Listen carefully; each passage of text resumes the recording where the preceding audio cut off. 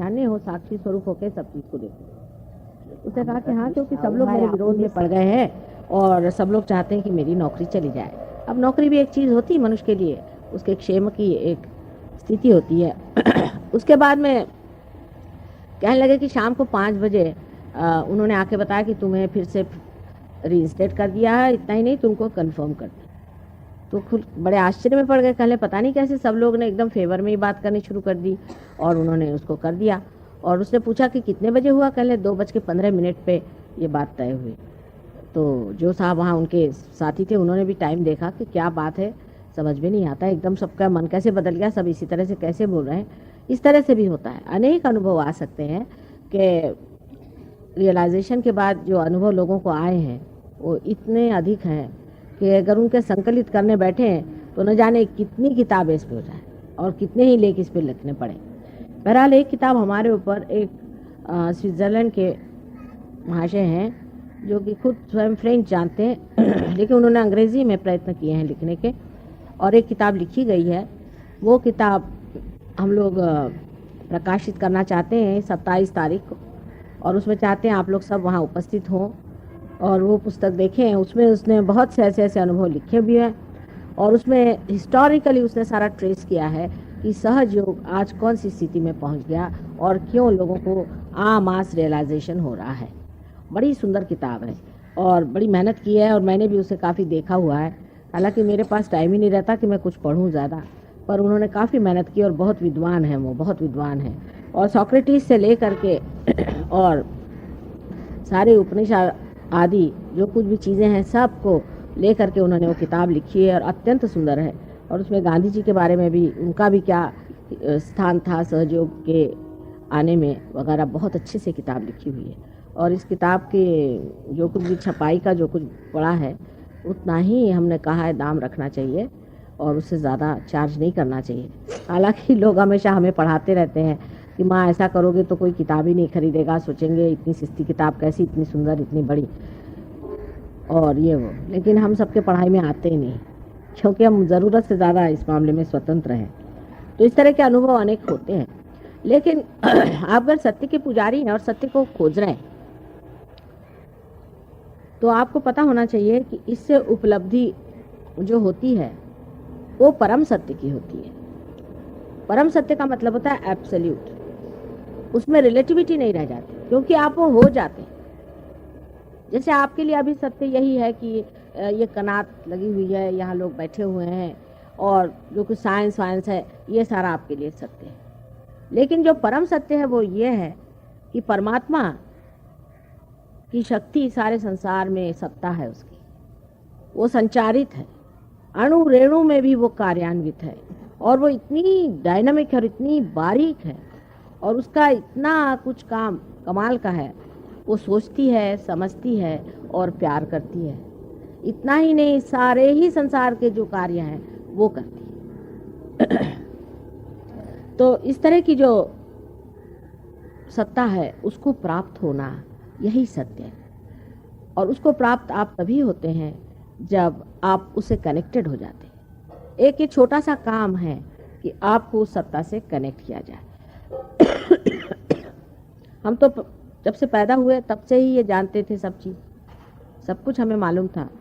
लेकिन हमारे पिताजी जो कि स्वयं बहुत बड़े, हम कहते हैं कि बहुत बड़े साधु थे और जो कि बड़े पहुँचे हुए आदमी, उन्होंने हमसे बताया कि जब तक आप ऐसी कोई आमास व्यवस्था, सामान्य जन सामान्य की व्यवस्था नहीं खोज निकालिएगा तब तक इस पे कोई सी भी बात करना, दूसरा एक बाइबल हो जाएगा, नहीं तो गीता हो जाएगी, और उसी पर एक से एक चीज़ें चलती रहेंगी और उस पर लोग टीका करते रहेंगे और कुछ समझ में नहीं आएगा, शब्द शब्द रह जाएंगे और एक दो आदमी पार होने से कोई बात नहीं, क्योंकि उस वक्त तो उनके सिवा हम कोई दूसरा देख ही नहीं पाते थे कि जो पार है। इस वजह से इन्होंने कहा कि किसी को लोग समझ नहीं पाते और लोगों की बुद्धि में आने वाली बात नहीं है, इसलिए उनको अगर प्रबुद्ध किया जाए तो फिर ये चीज़ सबके समझ में आएगी। और ये होने का समय भी आया है और तुम इसीलिए संसार में आई हो और यही तुम्हारा करने का है। उनको स्वप्न वगैरह आए थे हमारे बारे में, हमारी मदर को भी बहुत स्वप्न आए थे और उसी हिसाब से वो आखिर तक हमसे पूछते रहे कि क्या तुम्हें चीज़ मिली या नहीं मिली। और हमारी माँ भी उनके मृत्यु से पहले यही पूछती रही कि अब मैं तुम्हारे पिता से मिलूंगी तो मुझे बता दो कि तुम्हें वो चीज़ मिली या नहीं मिली। जब मैंने उनसे कहा कि हाँ मुझे वो चीज़ मिल गई है और उसका मैंने पता लगा लिया है तो मैंने इस तरह से किया कि मैं स्वयं मनन में जा करके और हर एक मनुष्य के मुझे कुछ ऐसे जीवन में संबंध रहे कि जन समुदाय से मेरा बड़ा संबंध रहा, क्योंकि मेरे पिता भी बहुत पुराने कांग्रेसी थे और मैं भी गांधी जी के साथ रही हुई हूँ और वहाँ सब लोगों को देखने का मुझे मौका मिला। तो मैं मनन से सूक्ष्म चित्त से हर एक आदमी की अंदर की भंगिमा देखती थी, अंदर उनके कौन सा प्रश्न है, उसमें कौन से प्रॉब्लम्स हैं, किस वजह से या आदमी जो है इस तरह से बना हुआ है। मैंने उसके परम्यूटेशंस कॉम्बिनेशंस क्या हैं, हजारों लोगों के अंतर में मैंने प्रवेश करके देखा कि इनका क्या प्रश्न है, उनका क्या प्रश्न है, कैसे कौन सा इनमें गड़बड़ हो सकती, कौन सी इनमें खामी हो सकती है, किस वजह से। क्योंकि जो रियलाइज सोल आता है संसार में तो उसके सामने कोई प्रश्न ही नहीं होता, वो तो अपने मस्ती में रहता है और दूसरा जो है वो अभी तक नीचे ही है, तो अब उसे किस तरह से ऊपर उठा जाए उसको प्रश्न हो जाता है।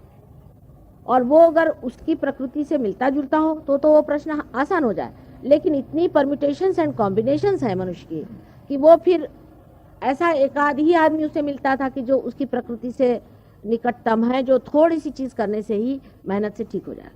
इसलिए ये लोग दो चार लोगों को ले करके जंगलों में रह करके और मेहनत करते थे, क्योंकि बगैर दान किए हुए इसमें आनंद नहीं आता है। लेकिन वो जो चीज उसको सर्वसामान्य होना भी जरूरी ही था और मैं खुद इसको बचपन से ही जानती थी कि मुझे ये कार्य करने का है, चाहे कुछ भी हो जाए। और इसी प्रकार मेरे जीवन में, मेरे विवाहित जीवन में भी मेरा संबंध अनेक लोगों से आता रहा और उसमें मैंने यही एक कार्य किया कि लोगों की अंदर से कौन सी प्रकृति के कारण, क्योंकि आप देखिए 3 प्रकृतियां मनुष्य में होती हैं और 360 डिग्री में ये 3 प्रकृतियां घूमती हैं, तो आप समझ सकते हैं कि मनुष्य में कितनी परम्यूटेशंस और कॉम्बिनेशंस हो सकते हैं। और उसी की छोटी छोटी चीज पे आप मनुष्य रुका हुआ है, जैसे कि एक आंख में तिनका चला जाए और सारा आकाश न दिखाई दे, ऐसा हो जाता है। अब मैंने बहुत इस पर अत्यंत गहन मनन किया, बहुत ही तपस्या करी है और उस पर बहुत ही ज्यादा मैंने ध्यान दे करके विचार किया कि आखिर मनुष्य में कौन सा ऐसा दोष हो जाता है।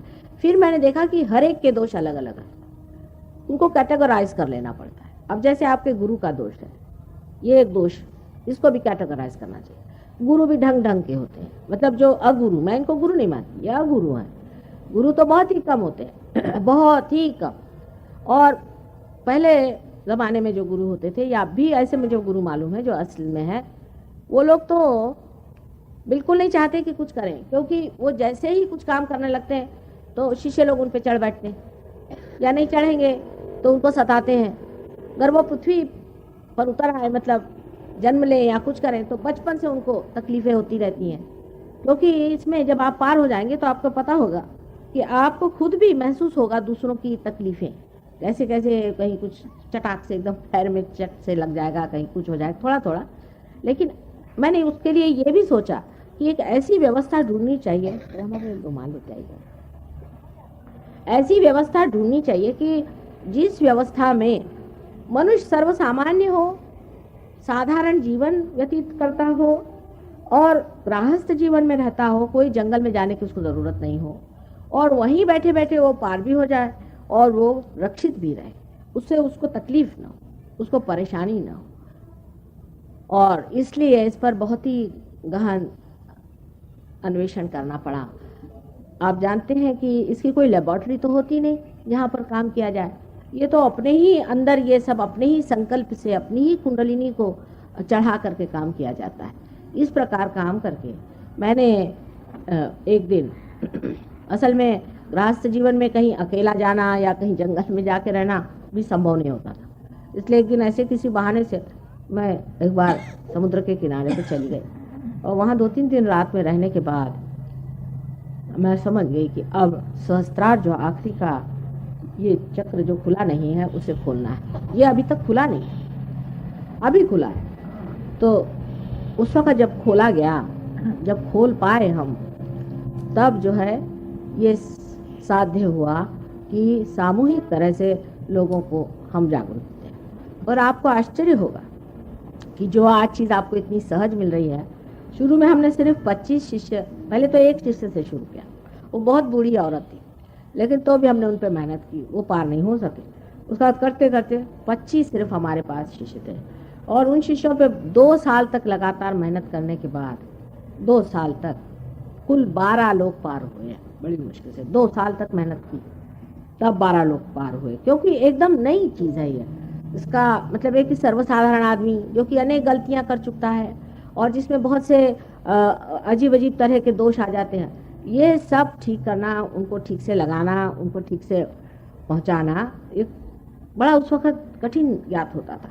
2 साल तक मेहनत करने पे 12 आदमी पार हुए, लेकिन वो 12 आदमी जो हुए हैं उनमें सफाई इतनी हो गई कि हमारे वो बड़े सॉलिड आदमी हैं।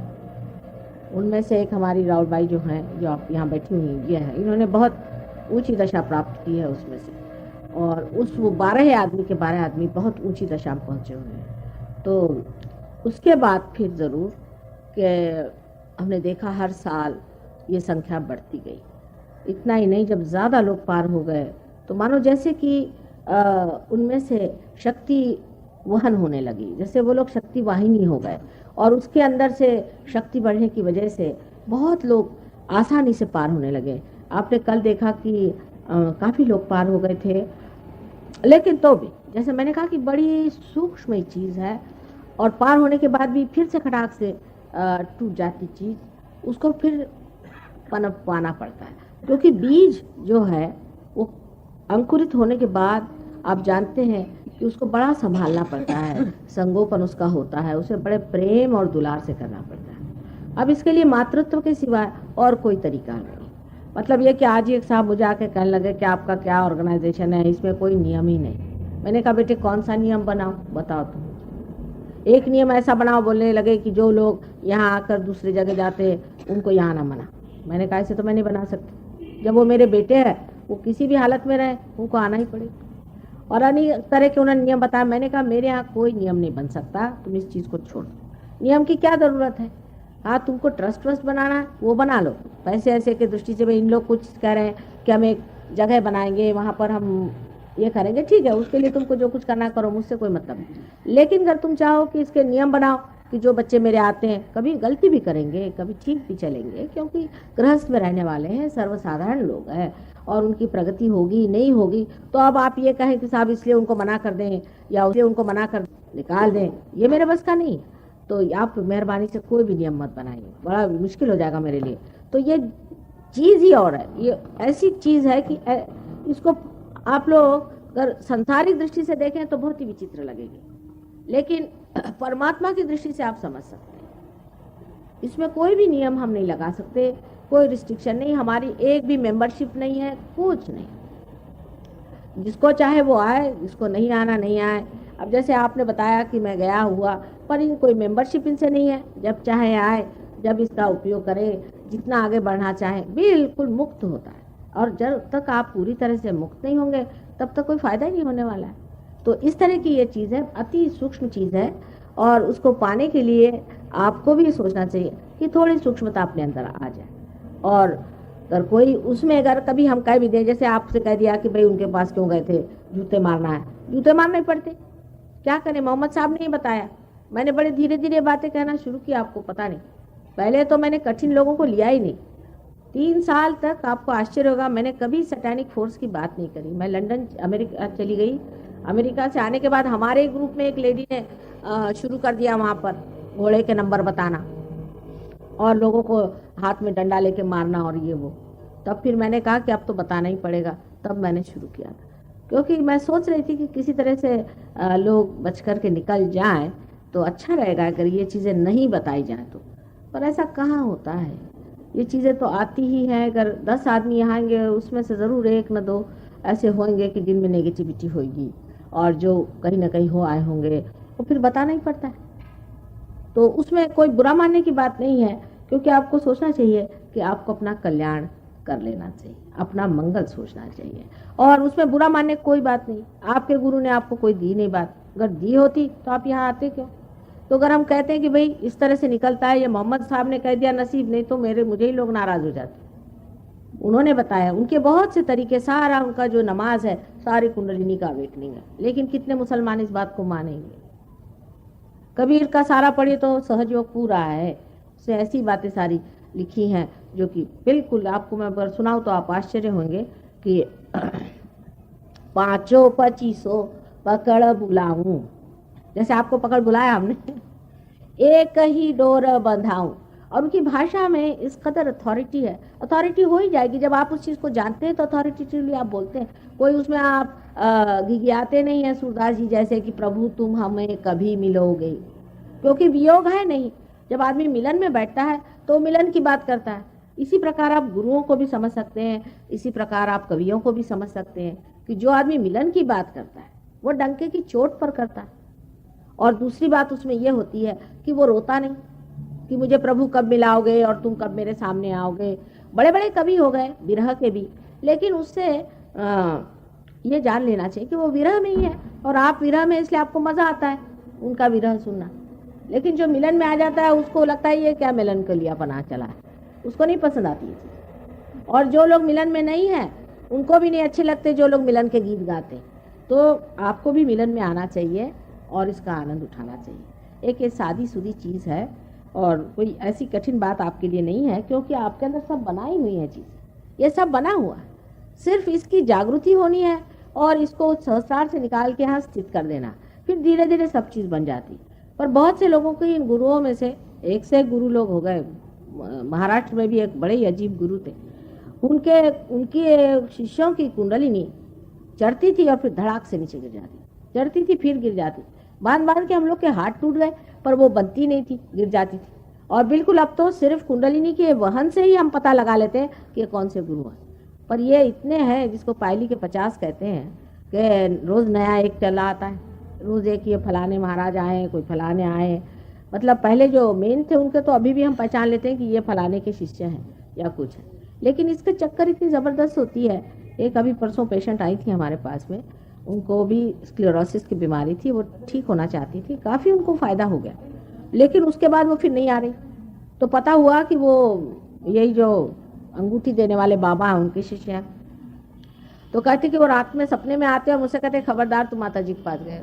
वो मारे डर के वो आने को तैयार नहीं, यहाँ बैठी हुई यहाँ देखिए उनके पहचानो, इसलिए वो आने को तैयार नहीं। उनको काफ़ी लाभ होता है, इतनी नर्वस है। और वो कहती मुझे लगता है कि मैं डिसलॉयल हो जाऊंगी उनको। तो इनके भी चक्कर बड़े खराब होते हैं, उससे बचना चाहिए। आपको अगर किसी गुरु से आप प्रभावित हैं तो मेरे पास आने की ज़रूरत नहीं, और अगर प्रभावित नहीं है तो ठीक बात है। और अगर आपके असली गुरु हैं तो हम तो फौरन बता देंगे। अब यहाँ एक महाशय हैं, उनके गुरु थे धुनी वाले बाबा, बहुत हमने कहा उनसे हमारी खबर करें, वो हमारे बारे में जानते हो। इतना ही नहीं, बहुत से गुरुओं ने लोगों को बताया कि माँ आ गई है तो तुम हमारे पास क्यों आते। आपको आश्चर्य होगा ये लोग कितना जानते हैं। जो जानते हैं वो जानते हैं, जो नहीं जानते हैं उनसे ही तो ना प्रश्न होता है। अभी एक अमरनाथ में एक बड़े भारी साधु रहते हैं, क्या ना कैंसर, हाँ नहीं नागनाथ बाबा करके, नागनाथ बाबा, नागनाथ वो रहते हैं। और उनके एक शिष्य हैं जगन्नाथ बाबा, उनका आज्ञा चक्र टूटा हुआ था, तो वो आकर के अंबरनाथ करके जगह है बम्बई के पास, वहाँ आके रहने लगे और कहने लगे कि हम यहाँ रह रहे हैं, यहाँ पर माँ आने वाली है, तो हमारे गुरु ने भेजा है कि 12 साल बाद आएंगे। देखिए 12 साल जाके वहाँ वो तपस्या करते बैठे। उनको फिर पता हुआ कि हम, वो तो पता हो जाता है ना वाइब्रेशन से। हमारे एक शिष्या है वहाँ शरयू, उनके पास गए, कहने लगे कि माँ कब आने वाली। उन्होंने कहा कि 12 साल बाद आएंगी, ऐसा कहा था गुरु ने हमारे, तो कब आने वाली है, अब तो 12 साल पूरा हो गया। तो उन्होंने कहा कि वो तो आने वाली है, उनका यहाँ प्रोग्राम होने वाला है। तो भी उनको थोड़ी शंका थी हमारे बारे में कि हम ही वो माँ है या नहीं। ऐसे लोगों की दृष्टि वगैरह बहुत अच्छी हो जाती है, खासकर आज्ञा जिनका टूट जाता है उनको बहुत कुछ दिखाई देता है। तो वो आकर के बैठे थे हॉल में, उनको स्टेज वेज पे बिठाया था। जैसे हम अंदर आए तो उनका सारा जो कुछ भी शंका थी दूर होके वो सीधे मेरे पास सीधे। तो मैंने कहा क्या हुआ भाई, आपकी शंका को क्या हुआ। कहने लगा कि सबकी कुंडलिनी एकदम जैसे बच्चे स्कूल में नहीं खड़े हो जाते, ऐसे एकदम खड़ी हो गई जैसे आप आए। तो हम समझ गए कि यही है माँ और इसे क्या। पर अब मैं गुरु की बात बताती हूँ। तो मैंने उनसे कहा कि उनका हमारे आश्रम में आए माँ, तो मैं गई वहाँ मिलने। भाई मैं तो सबके पास जाती, आपको आश्चर्य होगा, मैं सबके पास गई, ये मुक्तानंद, रजनीश वगैरह, सबको मैंने समझाने की कोशिश की कि तुम लोग क्या कर रहे हो। सारे गुरुओं से जाके मिलती हूँ, उनसे समझाती हूँ। उल्टे वो लोग फिर क्या कहते हैं कि वो हमारी शिष्या है, वो हमारे पास आई थी। इन बेवकूफ़ों को क्या कहा जाए। तो जब उनके पास मैं गई तो मैंने कहा कि क्या बात है, आप क्यों परेशान हैं। तो कहने लगे कि मेरे 12 साल से मेरा आज्ञा चक्र पकड़ा है माँ, और मेरे गुरुजी ने ये कहा है कि 12 साल बाद माँ आएगी, वही ठीक करेगी, मैं तो तेरा ठीक नहीं करूँ। मैंने कहा भी बड़े दुष्ट है तुम्हारे गुरुजी, 12 साल से तुम्हारा आज्ञा चक्र खराब है, मैं तो एक क्षण में तुम्हारा ठीक कर दूं, और एक क्षण में करूंगी भी, क्योंकि मेरे तो हृदय में पूरी समय लगा रहेगा कि उसका आज्ञा चक्र पकड़ा। अभी यही देखिए आई मेरे पास में, माँ जल्दी से मेरा आज्ञा ठीक करो, मेरा पकड़ गया। तो मैंने कहा कि अच्छा क्या बात है, क्यों ऐसे। कल है वो गुरुजी भी हमारे आपसे मिलने आए, तो वहां पहुंचे हम जहाँ पे थे, तो बड़ा